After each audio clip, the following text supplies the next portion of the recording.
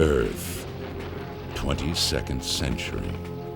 5 years after the rebellion on Mars, an elite squad of nano-enhanced soldiers join forces with the faction to put an end to 15 years of unnecessary bloodshed under the brutal dictator Sopat.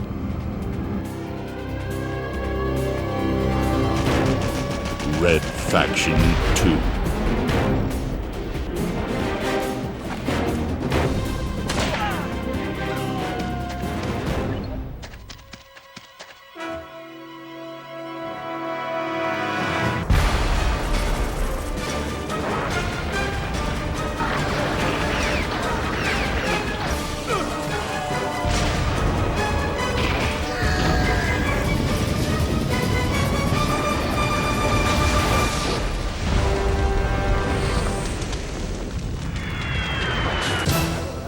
In designing the sequel to Red Faction, one of the best-selling and critically acclaimed releases of 2001, the team at Volition was determined to create an even more immersive experience for the hardcore action fan. They started by improving on the revolutionary GeoMod engine which they had pioneered for Red Faction, literally blowing away the static environment concept of competing first-person shooter games. GeoMod technology allows the player to alter and destroy the game world in real time. Red Faction 2 is using an enhanced version of the GeoMod engine that we featured in Red Faction 1. We've made it faster, it's more stable now, and I think it reflects the new philosophy in design that we've taken. We wanted to increase the number of ways and the number of solutions a player could approach any situation with. And we did so just by making everything that we could think of destructible.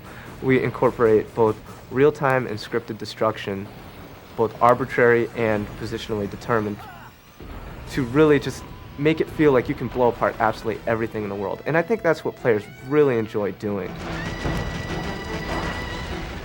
The ground-up improvements continued with faster load times, higher frame rates, better graphics, more detailed enemies, motion capture animation, and smarter AI.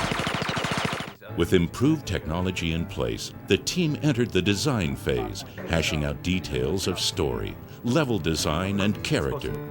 We try to develop our characters around the gameplay that you'll see the character in. After the concept phase, they move into being modeled in 3D. We approve the 3D model, we apply textures to it so it looks like a final product. Then it's brought into game. We apply motion capture animation to the model, and that's what really brings it to life. For the honor of the Commonwealth tonight, Sopat dies. To voice the pivotal role of Squad Commander Molov, THQ brought in Hollywood veteran Lance Henriksen, known to audiences from films like Aliens and Terminator. And smarter than anybody else. It's written in a very focused way. All of these lines that are in this are used as guideposts for something that's going on in the game, but you still have to flesh it out. They would destroy the technology that created us. I will use the nanotechnologies it should be used. And I played squad leaders, and I played soldiers and cops, and you know, so I'm drawing on that reality that I already know to include it into this. Those guys have more guts than sense. With the lines being blurred between interactive entertainment and traditional Hollywood movies, you'll start to see a lot more recognizable names occurring in video games. And by casting Lance, you know, we feel we're on the cutting edge of that movement or that trend. The futuristic setting inspired an imaginative array of vehicles and weaponry for the game, including nano-enhanced weapons that are faster, more accurate, and more lethal.